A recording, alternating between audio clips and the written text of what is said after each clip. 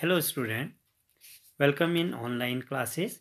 Today I am going to discuss about the last part of the tense, that is future tense, and this tense is for class 9th and class 10th.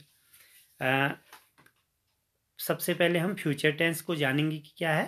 Future tense जो कार्य future में होते हैं तो वो future tense है, यानी भविष्य में जिनका जो एक्शन होते हैं, जो टास्क होना होता है, उसको हम फ्यूचर टेंस कहते हैं। तो इसके 4 पार्ट होते हैं: future indefinite tense, future continuous, future perfect tense, future perfect continuous. जिस तरीके से प्रेजेंट और पास्ट के हुए थे, आप बहुत अच्छी तरीके से दोनों टेंस के बारे में पहले पढ़ चुके हैं। तो हम लेते हैं future indefinite tense.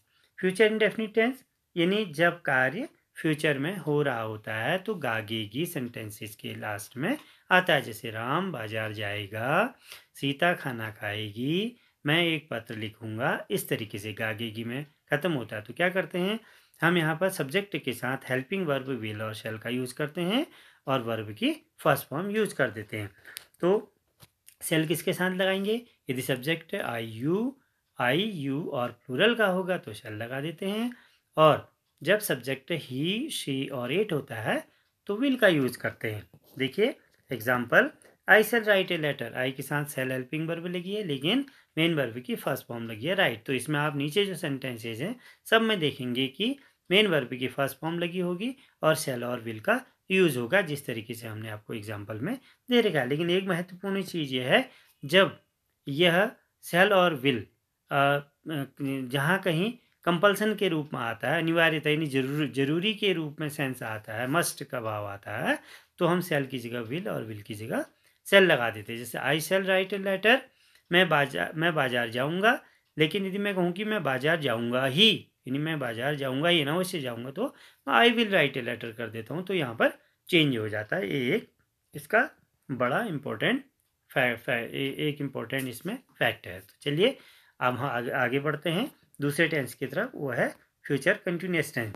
Future continuous tense जहाँ फ्यूचर में कंटिन्यूअसली काम हो रहा होता है तो वहाँ फ्यूचर कंटिन्यूअस टेंस होता है। तो यहाँ पर हम क्या करते हैं, हेल्पिंग वर्ब विल बी और सेल बी का यूज करते हैं और वर्ब की मेन वर्ब की फर्स्ट फॉर्म के साथ आईएनजी लगा देते हैं। देखिए example, he will be going to school. देखो विल भी लगा है, मेन वर्ब गो है तो उसमें आईएनजी लगा दिया हमने, तो गोइंग हो गया। I shall reading a letter, you shall be playing cricket, Sarita will not be reading a book। लेकिन नेगेटिव जब हम बनाते हैं तो विल बी और शैल बी के बीच में नॉट लगा देते हैं, तो यह कंटिन्यूस के सेंटेंस कंटिन्यूस टेंसेस के सेंटेंस बन जाते हैं। अब हम मूव करते हैं फ्यूचर परफेक्ट टेंस की तरफ।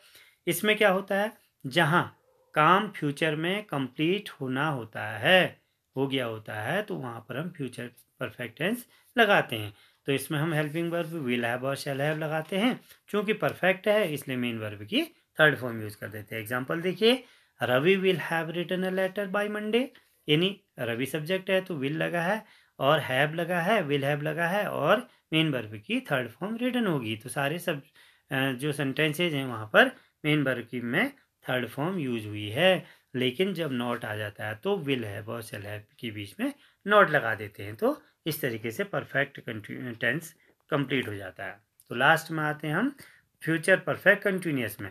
तो इसमें हम helping verb will have been और शेल हैव बीन लेते हैं और मेन वर्ब की फर्स्ट फॉर्म के साथ आईएनजी लगा देते हैं। और ज़रूरी चीज़ ये है कि डेफिनिट और इनडेफिनिट टाइम के लिए सिंस और फॉर का यूज़ करते हैं। एग्जाम्पल देखिए, he will have been playing for 2 hours. He है, विल हैव बीन आपके हेल्पिंग वर्ब लगी है, प्ले मेन वर्ब है, फर्स्ट फॉर्म है, उसमें आईएनजी लगा दिया है, फॉर 2 आवर्स यानी 2 आवर्स इंडेफिनिट टाइम है इसलिए इसमें हमने फॉर लगा दिया। तो ये सेंटेंस हो गया। नेक्स्ट देखिए example, they will have been travelling since morning. देखो सिंस लगा है क्योंकि मॉर्निंग डेफिनिट टाइम है और दे के साथ विल हैव बीन लग गया। तो इस तरीके से हमारे टेंस बन जाते हैं। लेकिन जब हमारा नेगेटिव होता है तो शैल हैव बीन के बीच में नॉट लगा देते हैं। एग्जाम्पल देखिए यहाँ पर, I shall not have been reading for 1 hour. तो ये इस तरीके से हमारे नेगेटिव सेंटेंसेस भी बन जाते हैं। तो यह फ्यूचर परफेक्ट कंटिन्यूअस है और इस तरीके से हम इसको आइडेंटिफाई करते हैं। तो मैं मानता हूँ कि आप लोगों को ये अच्छी तरह समझ में आया होगा। तो इसके बेस पर आप कुछ होमवर्क करेंगे। होमवर्क क्या है देखिए, make 3 sentences in each form of the tense, यानी टेंस के जो चारों फॉर्म थे, इंडेफिनिट, कंटिन्यूअस, परफेक्ट और परफेक्ट कंटिन्यूअस, सब में से आप 3-3 सेंटेंसेस बनाएंगे और अपनी कॉपी में इसको नोट भी करेंगे। तो अब हम मिलते हैं एक नए वीडियो के साथ।